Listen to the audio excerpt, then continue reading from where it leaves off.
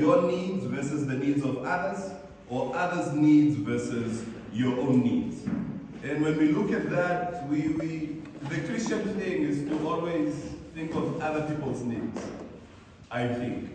But it becomes a dilemma in life when you are asked to choose whose needs do you put first. Is it your own needs before others or the needs of others? And please mind you, we are not speaking on wants. We are speaking on needs. It is easy to put others' wants or others' needs before your wants.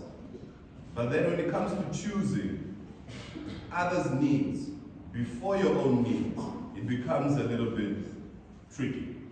And I love the Bible because it provides us with context. And I believe it's always important to read things in their right context. So today we'll be in the book of Jeremiah, chapter 29, and we'll be focusing on verse 4 to verse 7. And we find an incredible and popular story amongst believers, and I believe we are familiar with this story. When the Israelites were sent to Babylon, or they ended up in Babylon, somewhere, somehow, along the journey of time, the Israelites found themselves in Babylon. So let's break down the verse and see what it says.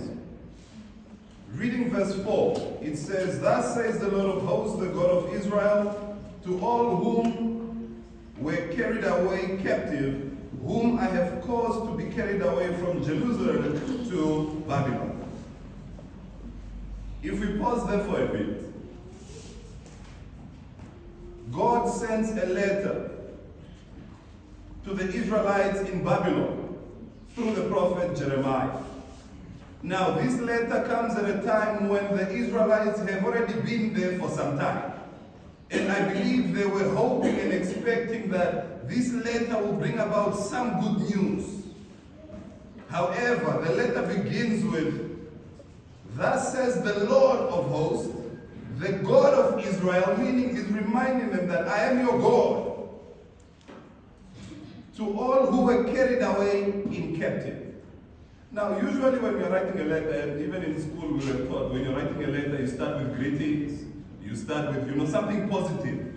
But here, this letter has nothing positive to begin with.